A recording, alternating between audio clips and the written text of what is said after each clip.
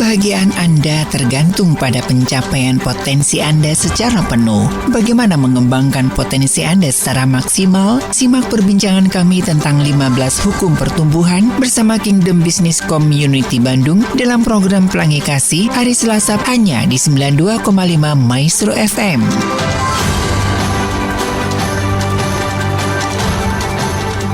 ...92,5 Maestro FM, House with the Sound. Shalom dan apa kabar Sobat Maestro ya? Ketemu lagi di program Pelangi Kasih bersama saya Ari dan juga rekan Yuda menemani Anda. Ya seperti biasanya setiap hari Selasa tentunya ada rekan-rekan dari Kingdom Business Community Bandung. Dan hari ini diwakili Bapak Budi Hermawan atau Kobuhe. Dan kita masih melanjutkan seri pembahasan kita ya mengenai pertumbuhan, seri pertumbuhan yang terambil dari bukunya John C. Maxwell ya. Dan silakan buat Anda yang mungkin ingin sharing atau mungkin ingin bertanya langsung di 081321000925. Ya, kita masih kemarin ya mengenai hukum cermin ya, masih banyak hal yang harus dibahas dan ini memang sesuatu yang sangat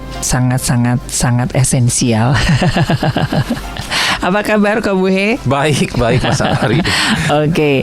Nah, kita melanjutkan mengenai hukum cermin ya Kobuhe ya. Nah, ini kemarin juga ada yang bertanya nih ya, menghimpun dari beberapa pertanyaan sebelum nanti kita bahas kelanjutan dari hukum cermin ini. Sebetulnya apa sih urgennya? Apa hubungannya gambar diri dengan kesuksesan seseorang ini? Oh, good question ya. Gambar diri dihubungkan dengan kesuksesan. Ya. Tentu tengah-tengahnya adalah gambar diri, pengembangan diri, dan kesuksesan. Jadi waktu kita mengembangkan diri, intinya kita semakin maksimal mengembangkan diri, tentu semakin besar kemungkinan kita untuk bisa lebih sukses. Nah, untuk mengembangkan diri sangat penting kita mempunyai gambar diri yang sehat. Karena kalau kita gambar dirinya boleh bilang gimana ya, kita nggak menghargai diri, kita nggak bisa melihat bahwa diri kita berharga, kita nggak akan membela, kita nggak akan invest waktu kita untuk diri kita sendiri, gitu. Karena biasanya kita hanya invest pada sesuatu yang kita anggap berharga, gitu. Jadi kalau misalnya kita nganggap diri kita nggak berharga, kita nggak akan beliin diri kita buku, kita nggak akan beliin diri kita training, kita nggak akan kasih waktu untuk belajar, cari mentor, karena kita ngerasa mungkin kita bukan sosok yang berharga. Jadi penting sekali kalau misalnya potensi kita 10 itu yang kemarin kita sempat bahas ya. Kalau potensi kita nilainya 10 maksimal, tetapi kalau cara kita memandang diri cuma nilai 4, jadi apapun yang kita usahakan itu nanti mentoknya di 4. Karena kita harus terlebih dahulu menaikkan itu. Kita melihat diri kita, kita ini ada harganya loh. Kita ini berharga loh. Ada nilai-nilainya, ada kebaikan-kebaikan di dalamnya, ada potensi-potensi di dalamnya. Jadi di situ waktu kita kerjakan, kita akan mulai terus menopang itu pertumbuhan potensinya. Jadi ini memang basic ya, dasar banget ya, sekalipun kita mempunyai duit yang bertumpuk-tumpuk tapi tanpa dibarengi dengan gambar diri yang sehat, itu gak akan nyampe. Atau seperti apa Kobuhe? Betul. Baik itu uang, kekayaan, bakat, talenta, apapun itu yang mungkin dalam diri kita berlimpah-limpah, bahkan kesempatan sekalipun. Tapi kalau kita melihat diri kita bukan sebagai sosok yang berharga, kita nggak akan mempedulikan ada kesempatan, kita akan sia-siakan. Bahkan kalau Maxwell menyebut itu, kita akan terus-menerus mensabotase diri kita sendiri. Gitu loh, ada kesempatan naik, kita turunin. Ada kesempatan untuk berkembang lebih, kita cari alasan untuk enggak. Terus-menerus kita akan mencari jalan untuk mensabotase diri. Padahal kayak tadi mungkin material luar biasa, ya kan, koneksi banyak dan apa. Tapi cara pandang diri itu membuat kita sangat terbatas dalam kita investasi dalam diri kita. Jadi ada dua kubu ya, kubu ya, ketika kita nggak memiliki keberhargaan diri yang sehat ya, ketika kita mempunyai uang, akhirnya jadi seperti yang lagi viral sekarang tuh ya, yang lagi ramai begitu ya, nggak takut orang, nggak takut segala macamnya, berbuat semena-mena, hanya mengandalkan keberhargaan dirinya dari pangkat, dari uang, begitu ya. Benar. Sementara di kubu lain juga, keberhargaan diri ini membuat orang jadi minder gitu kan. Ada dua kubu yang satu up, yang satu down gitu ya. Nah, gimana untuk bisa menyetabilkan ini? Saya senang banget kalau tadi disebut kubu gitu ya, karena memang betul ada banyak sebenarnya, bukan cuma ada ya, banyak yang memandang diri berharga itu kalau memang punya materi atau memang punya pangkat, dan waktu materi dan pangkat hilang langsung merasa tidak berharga. Ya kan, itu ada kubu, dan kebanyakan banyak. Demikian juga orang yang melihat kalau kamu mah followernya sedikit, kamu mah mungkin ininya sedikit, itu pun langsung dianggap kamu nggak berharga. Jadi pengakuan orang, keberhargaan diri kita itu sangat sangat nempel sama itu gitu, ya, fluktuatif dan tergantung sama hal-hal eksternal. Nah, tapi apa yang disebut di sini yang sehat adalah untuk menyadari bahwa baik kelemahan atau kelebihan, kekurangan dan kekuatan kita itu adalah diri kita semua, dan kita menerima itu sebagai sesuatu yang baik. Nah, bagaimana supaya tadi pertanyaannya memisahkan itu atau keluar dari situ gitu ya? Kalau boleh, saya akan bacain, menurut saya soalnya ini penting sekali untuk khususnya kita anak-anak Tuhan yang udah kenal Tuhan, kita harus mengerti bahwa kita berharga itu karena kita dikasihi sama Tuhan, kita disayang sama Tuhan. Yohanes 3:16 mengatakan karena begitu besar kasih Allah akan dunia ini, sehingga Dia mengaruniakan anaknya yang tunggal, dan yang percaya akan diselamatkan. Amin. Iya. Kata karena begitu besar itu adalah suatu kalimat fondasi yang mengatakan bahwa segala sesuatu yang Tuhan lakukan setelahnya itu basisnya Dia sangat mengasihi kita. That's all. Bukan karena kita baik, bukan karena kita selalu taat, bukan karena kita selalu hebat, enggak. Itu karena memang keputusan Allah dari awal mengasihi kita. Makanya kita berharga. Dan kalau kita bisa melihat itu yang saya mengerti adalah gini, di Yohanes dikatakan kamu adalah aku adalah pokok anggur, kamu adalah carangnya. Kalau kamu nggak menempel pada aku, kamu nggak akan berbuah, iya kan? Nah, di situ tuh yang saya mengerti adalah gini, kalau bahasa Inggrisnya abide in my love. Abide in my love ini adalah kasih Allah yang awal itu yang tadi disebut, karena begitu besar kasih Allah.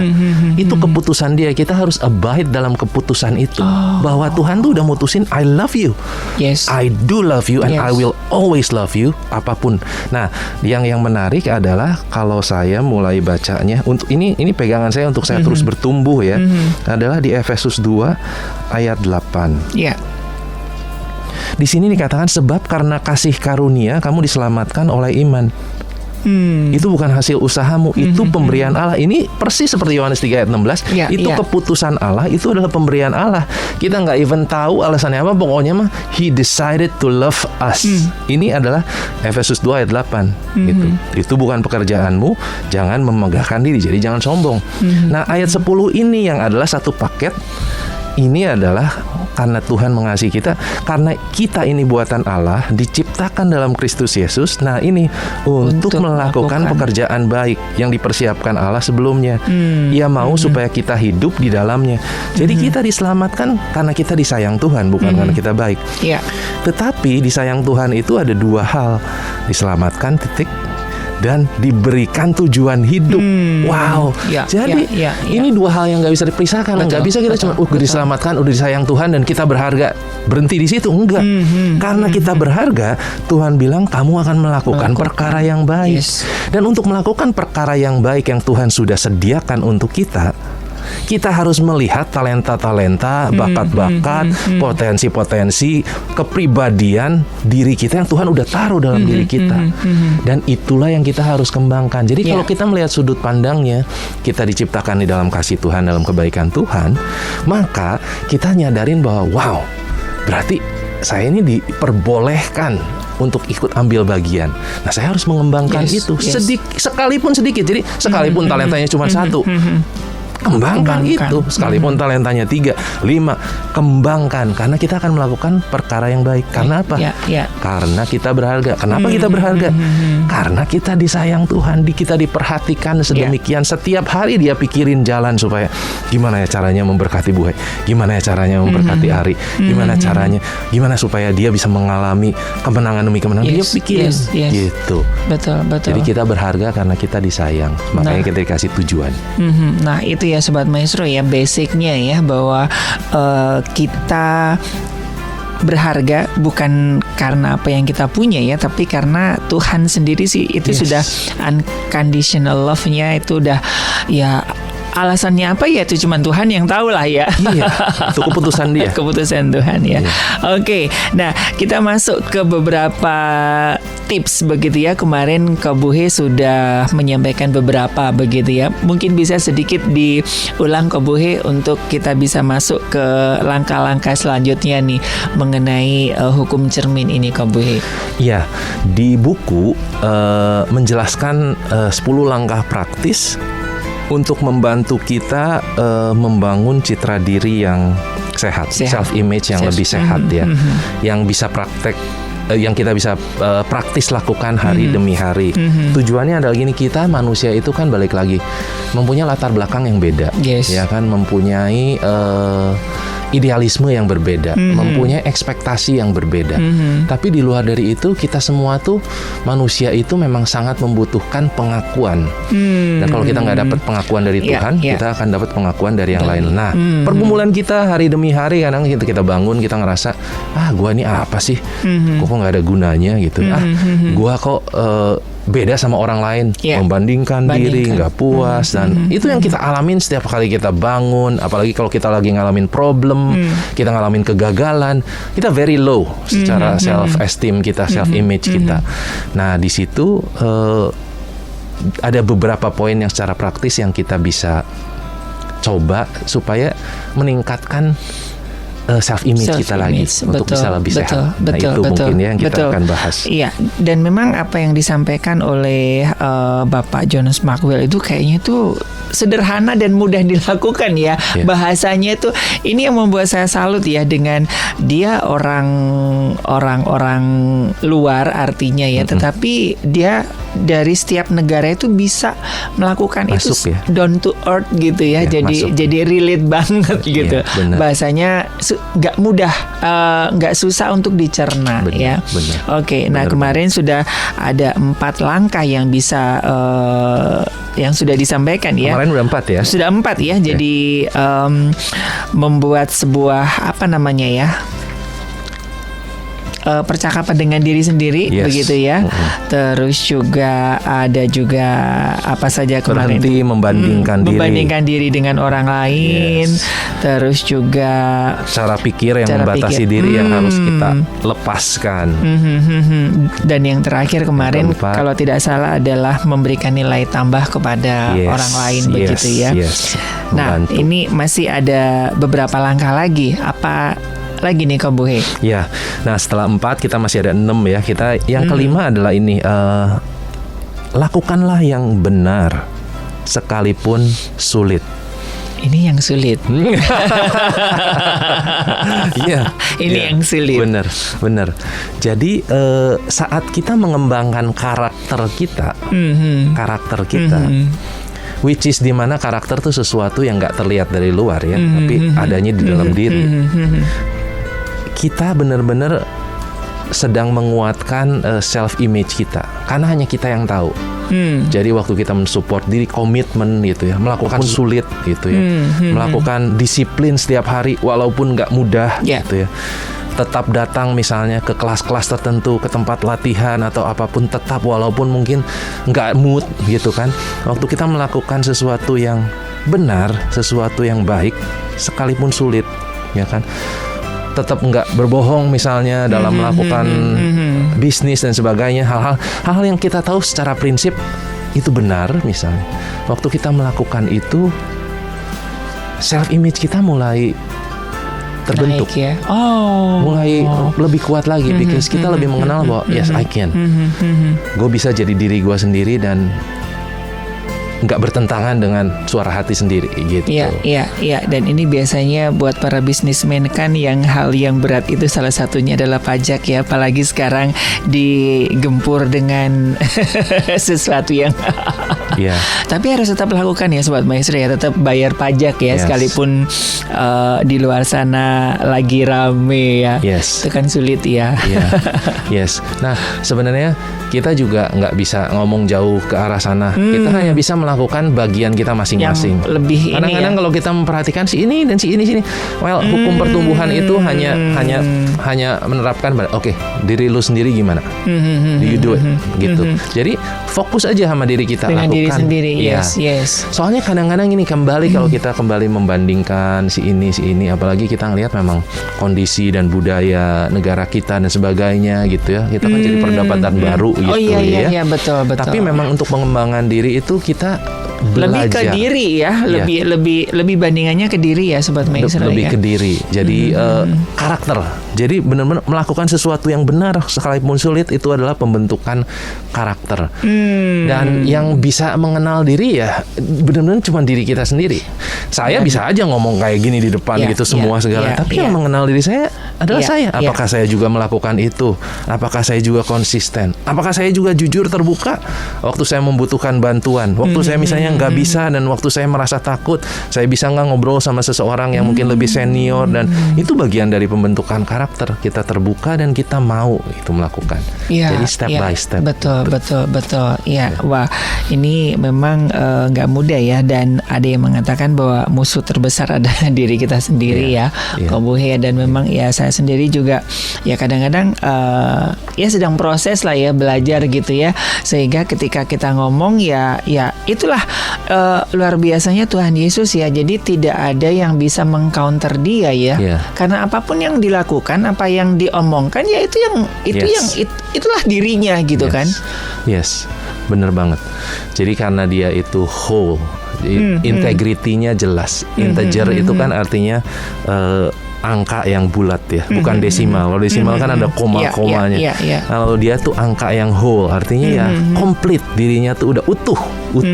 Jadi nggak ada warna-warni ya, begitu gitu. Oke. Nah, ini maksudnya melakukan yang benar. Ini lebih spesifiknya kemana, Kobuhe? Ini indah loh ya Sobat Maestro, tidak dituliskan lakukan yang baik ya, tapi lakukan yang benar. Nah ini kebenaran untuk pribadi atau kebenaran ya oke lah, kita sebagai umat Tuhan ya, dari kebenaran firman Tuhan. Apakah ada kebenaran yang benar nih? Ini kan jadi kayak sebuah frase yang harus diterjemahkan gitu kok. Ya benar banget sih, kalau kita diskusinya ke sana betul banget. Benar itu kan untuk berbagai orang relatif. Ya. Dasar kebenarannya apa, fondasinya apa, benarnya apa. Memang kalau dalam hal ini melakukan yang benar, do the right thing, even if it's hard. Itu mengatakan begini, dalam memimpin diri sendiri dalam bertumbuh, ini kan memimpin diri sendiri. Dan tadi yang udah disebut memimpin diri sendiri itu paling susah. Sulit, ya kan, memimpin orang gampang, kita tinggal ngomong, kita kasih komentar dan semua. Memimpin diri kita yang harus melakukannya sendiri kan. Yang memimpin diri dalam hal ini, kita tahu sih harusnya jangan makan es krim, jangan makan coklat gitu kan, misalnya ya kan. Tetap aja kita lakukan yang benar sebenarnya, karena itu benar apa untuk kesehatan kita ya kan, untuk goal kita gitu. Tapi kan belum tentu kita lakukan. Seringkali kita give up juga. Saya mungkin tantangan terbesar saya makan kerupuk. Menurut saya kerupuk untuk saya. Saya kalau nggak ada kerupuk kurang afdol kok, orang Jawa gitu ya. Aduh, kayaknya seenak apapun makanan, sampai makan steak aja nyariin kerupuk. Serius lebih parah dari saya. Bener. Aduh, apa ya, mesti harus ada kerupuk gitu. Sampai kemana-mana harus bawa kerupuk. Iya, Gitu. Iya, ngerti banget. Makanya kalau saya juga soalnya tantangan terbesar saya buat saya setiap hari itu kerupuk. Dan ya di satu titik saya tahu kalau memangnya saya anggap aja saya udah bikin program misalnya, saya udah bikin oke, gue harus jaga badan supaya fit, supaya sehat gitu kan. Bukan mau nurunin berat badan atau bukan pengen punya gaya hidup yang sehat. Ya. Nah harusnya tuh saya kan kasih, yang saya tahu adalah gini, makan kerupuk cuman pas Sabtu Minggu misalnya. Itu yang benar buat saya, itu yang benar buat saya tuh, ya kan. Tapi kayak kemarin saya pulang ngajar jam 10, saya capek gitu kan. Jam 10 malam, aduh capek lapar, ada kerupuk. Saya makan loh. Maksudnya melakukan yang benar walaupun sulit itu nggak semudah itu. Iya, betul, Gitu. betul. Iya, sama lah.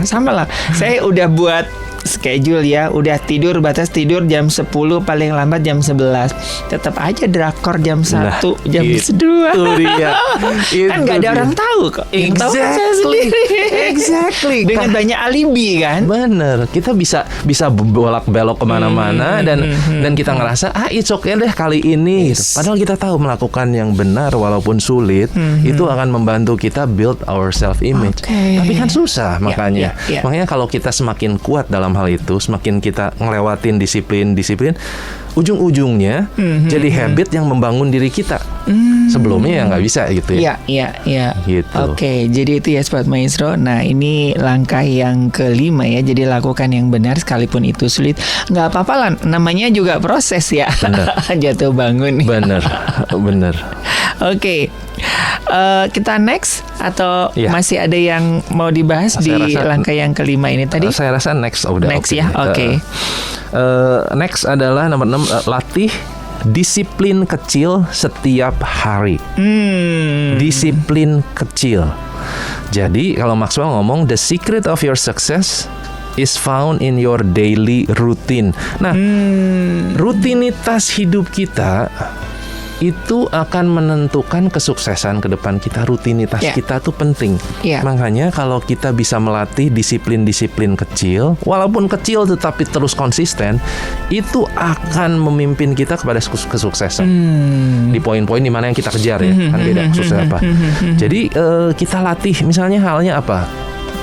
Kalau biasa di kelas-kelas orang mulai melatih disiplin dengan cara saya mulai baca buku 2 lembar sehari.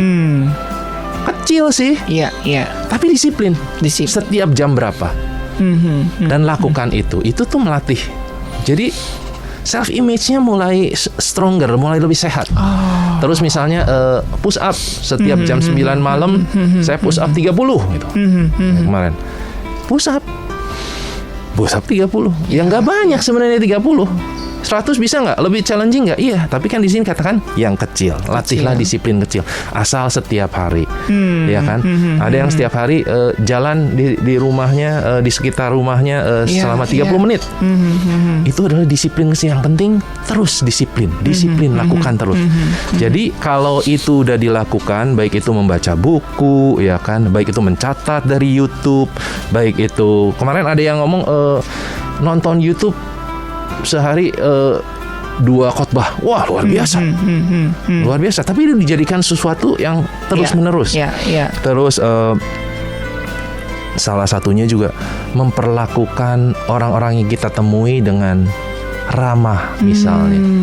Itu pun disiplin.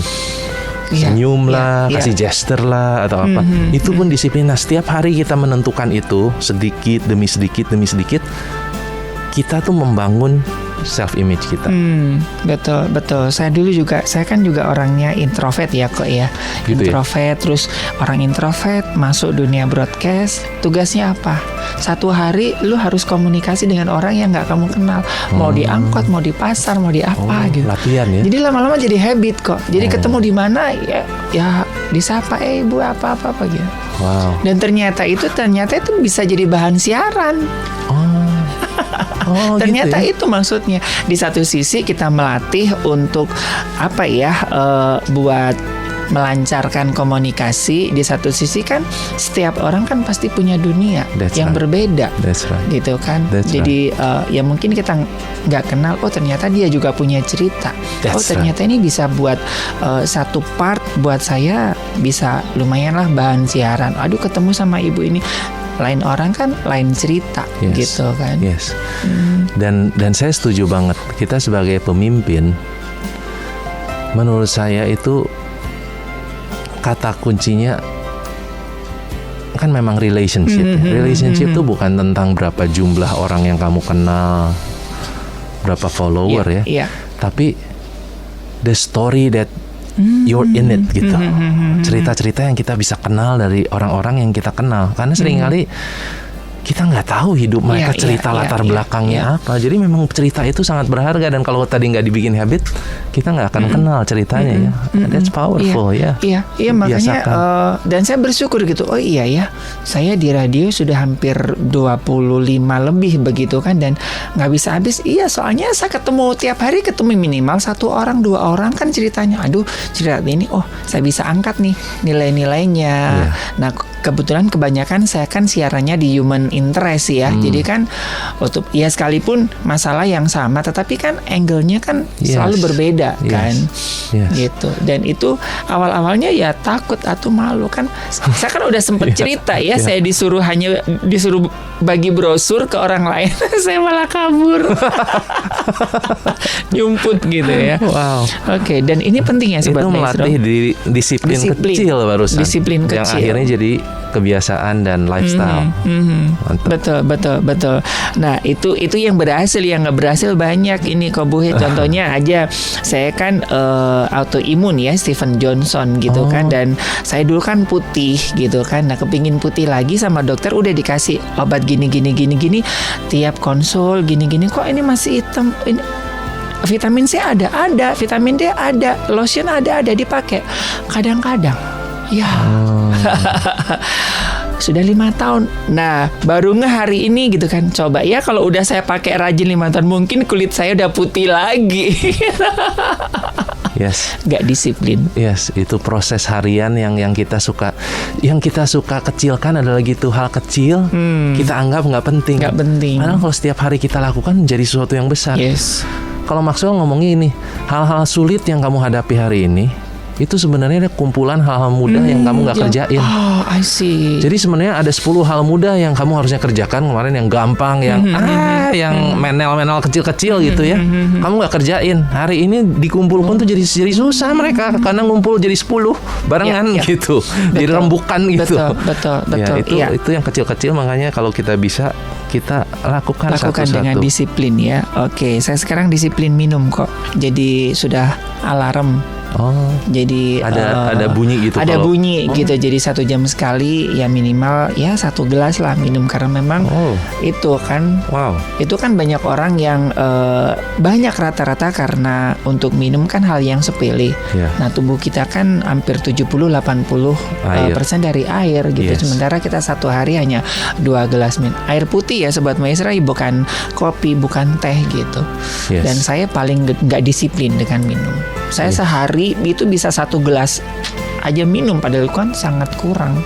Gitu. Benar. Tapi kan kalau nggak pakai alarm disengaja nggak akan ingat. Itu tadi hukum kesengajaan ya. Bener. Balik lagi ke awal ya, hukum awal. Makanya kalau nggak kesengajaan itu nggak akan ada langkah kedua, ketiga, keempat. Bener. Tapi itu penting lah.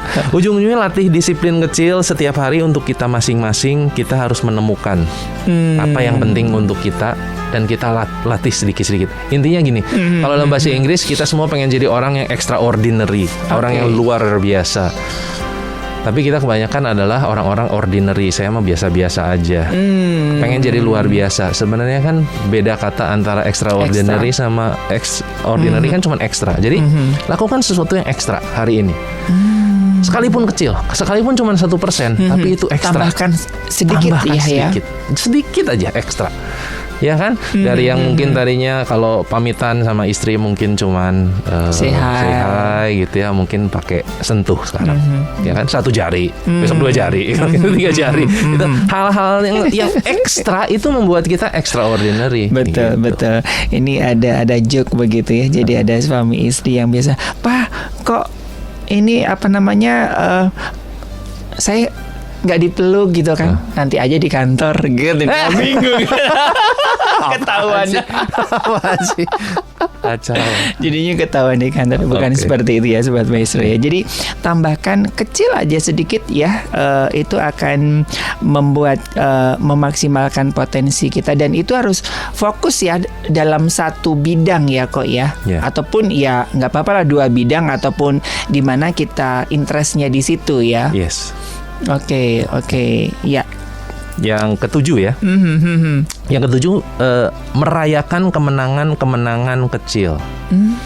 Setiap hari kita tuh punya kemenangan kecil.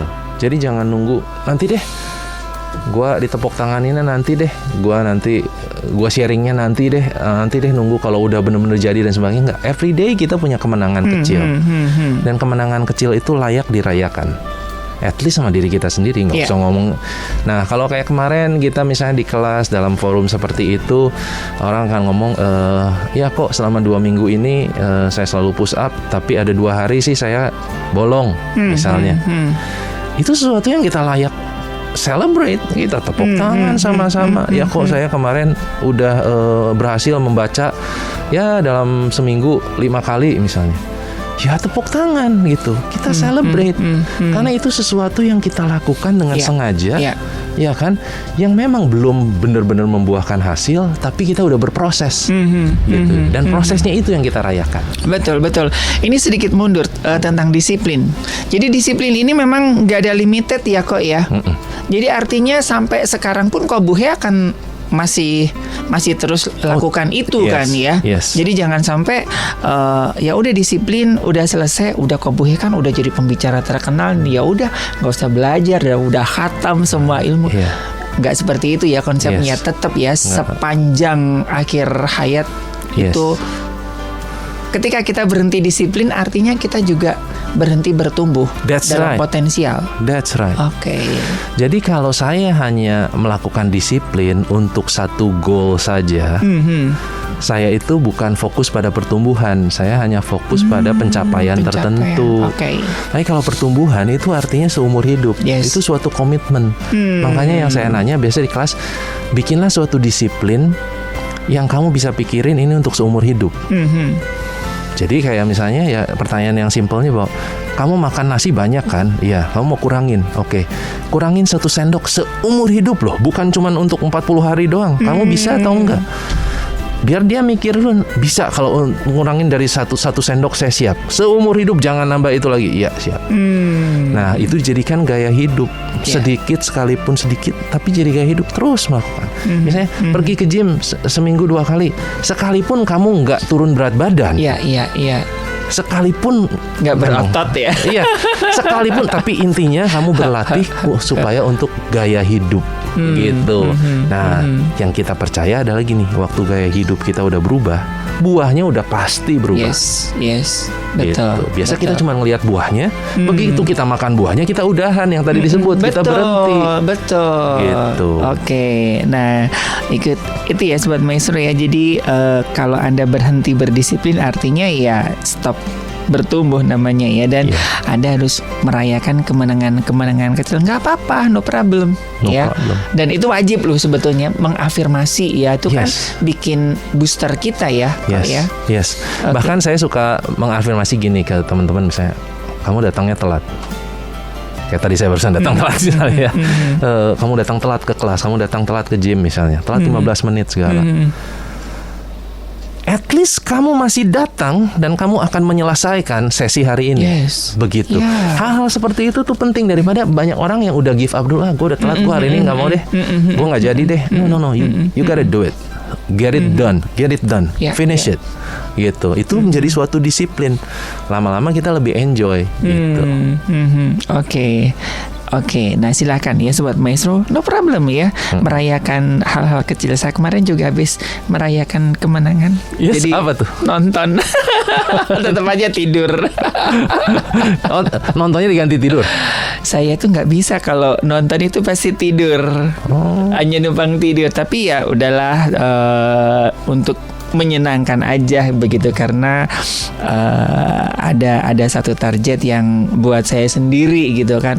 Saya sudah disiplin ini, ya udahlah waktunya nonton gitulah. Oh, gitu. Nah, nonton 30.000 gitu. Lumayan lah. di bioskop. Di bioskop lah. Oke, saya pikir. Nonton di bioskop kan, di rumah nggak ada AC kan. Oke. Oh, that's good. Oke. Dan Anda bisa mengkreasikan ya Sobat Maestro, apa yang menjadi kesukaan Anda, apa yang membuat Anda happy, ya itulah ya rewardnya dari pencapaian Anda ya. Iya. Oke, kita lanjut Next. ke nomor 8. Nomor 8 mengatakan milikilah visi hidup yang positif. Ya. Jadi berdasarkan nilai-nilai yang berharga. Jadi visi-visi positif itu seperti apa? Saya akan menjadi suami yang bertanggung jawab. Itu visi yang positif tuh. Saya akan berkomitmen dalam hubungan saya. Saya akan memperhatikan nilai-nilai moral. Saya akan memprioritaskan pertumbuhan orang yang saya pimpin. Itu adalah nilai-nilai positif. Kita harus memiliki visi seperti itu yang tertanam dalam diri kita. Jadi waktu kita menjalankan itu, kita selalu menyadari bahwa saya bukan cuma asal-asalan terombang-ambing, tapi saya mempunyai garis, mempunyai fondasi. Gitu. Jadi menerapkan visi yang positif ya Sobat. Nggak apa-apa tiap ini ganti, seperti Radio Maestro kan temanya per bulan. No problem ya, buat kita minimal kita memiliki satu visi apa yang mau kita lakukan, mau kita tuju begitu ya. Kalau di buku tuh si Maxwell ceritanya begini, bahwa sesibuk-sibuknya dia, pernikahan dia tetap lebih penting daripada karirnya. Itu adalah nilai positif buat dia.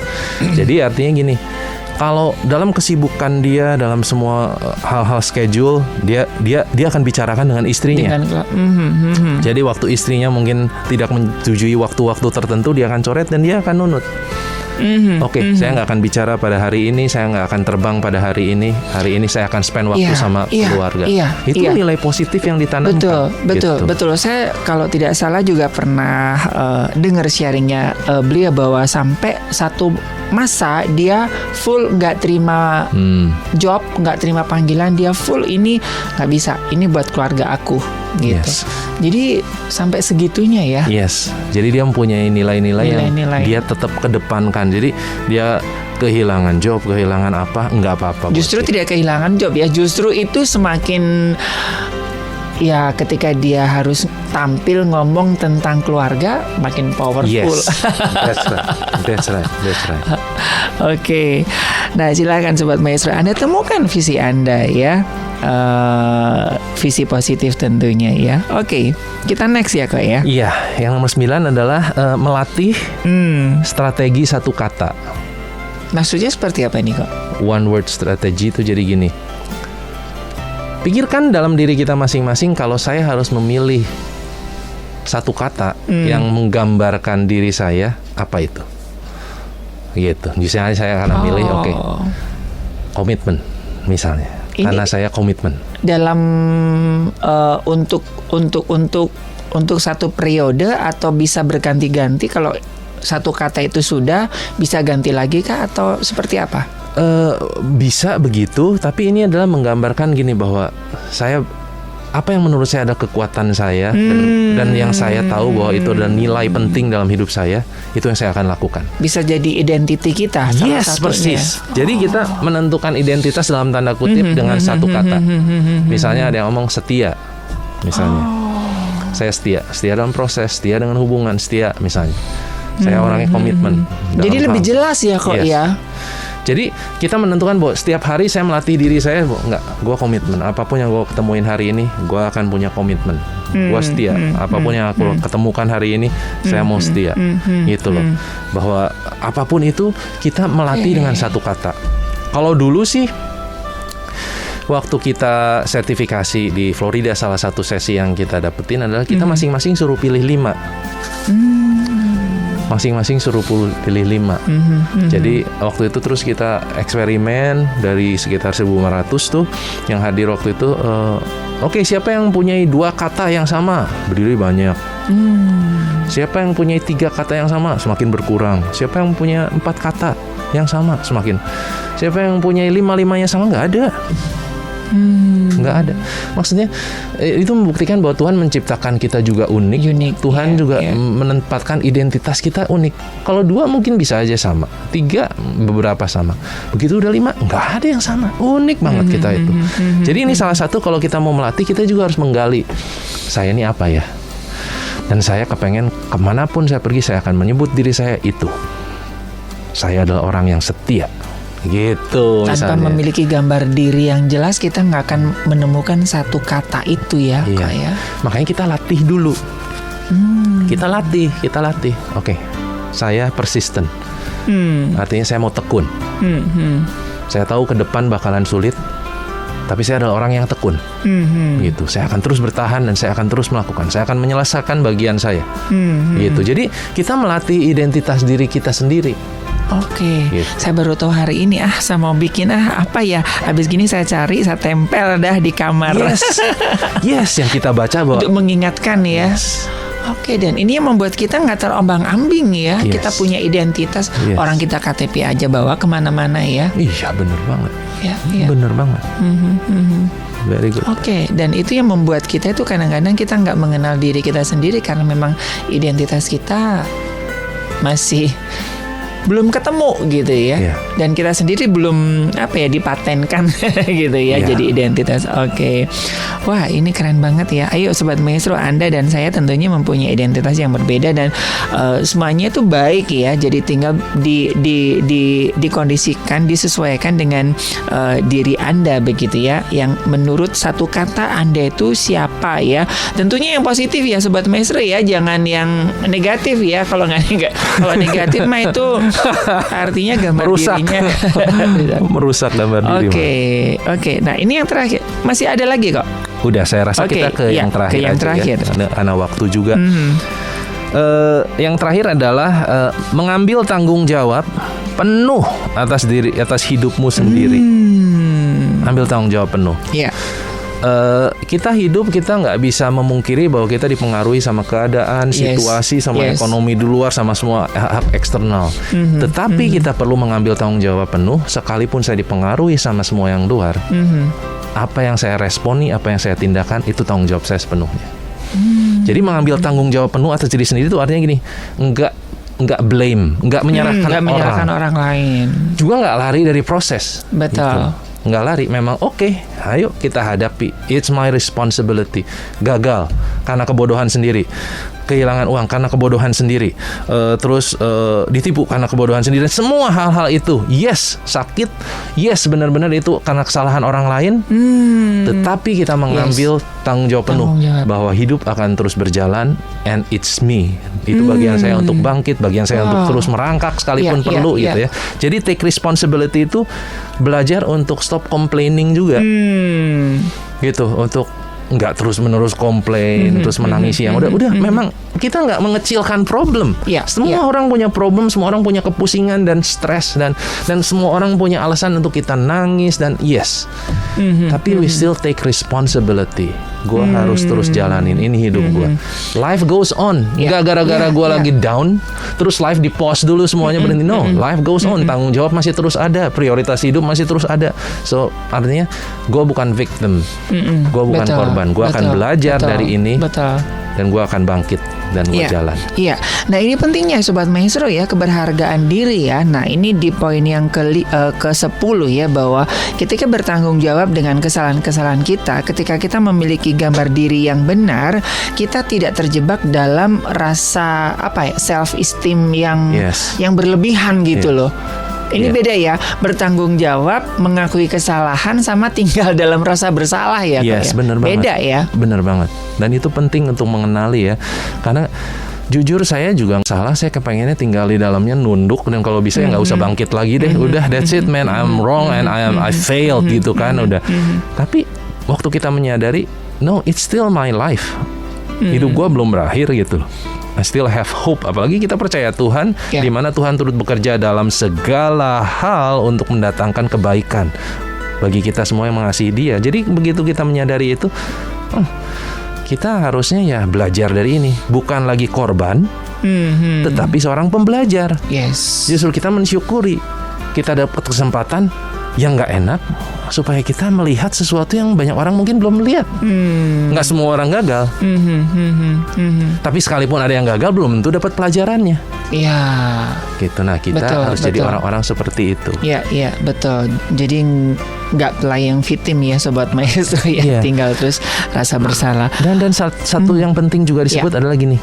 Maxwell di buku mengingatkan, kalau kamu sendiri nggak membuat plan atas hidup kamu, ya, if you don't plan for yourself, you will fall into other people's plan.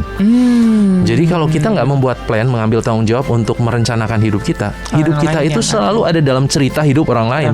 Orang lain yang ngeplan buat kita. Kita ada di dalam schedule-nya orang lain, kita ada dalam agendanya orang lain. Jadi diingatkan, bikin agenda sendiri, bikin plan sendiri untuk hidup kamu sendiri.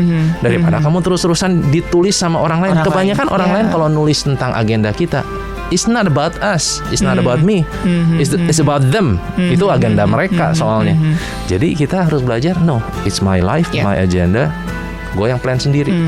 Wow, ini keren sekali ya Sobat Maestro ya. Wah, ini kayaknya mau kepinginnya lebih panjang nih ngobrolnya ya. Tapi tenang aja ya buat Sobat Maestro yang mungkin ya ketinggalan perbincangan kita ya. Anda bisa mendengarkan siaran ulangnya. Gampang caranya, Anda bisa download aja aplikasinya di Maestro Radio ya, di App Store ya.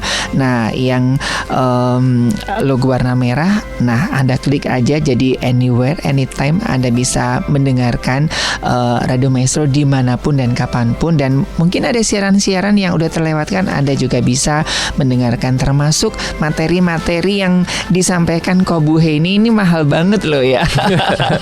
Kobuhe, terima kasih buat hari ini. Dengan senang hati.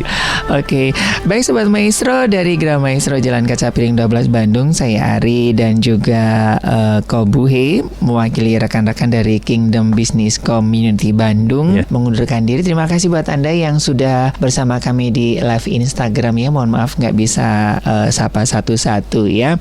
Baik, selamat melanjutkan aktivitas Anda. Mari kita terus kembangkan kapasitas kita dan Tuhan memberkati. Pendidikan kesetaraan adalah suatu bentuk pendidikan yang dirancang untuk memberikan kesempatan kepada individu yang tidak dapat mengakses atau menyelesaikan pendidikan formal, di mana program ini juga membantu siswa homeschooling agar bisa terus melanjutkan pendidikan ke jenjang perguruan tinggi. Bagaimana menjadikan setiap tempat sebagai sekolah dan menjadikan setiap orang sebagai guru? Simak pembahasannya bersama komunitas homeschooling pewaris bangsa, Jalan Jenderal Ahmad Yani nomor 96 Bandung, Rabu pukul 11 hanya di 92,5 Maestro FM.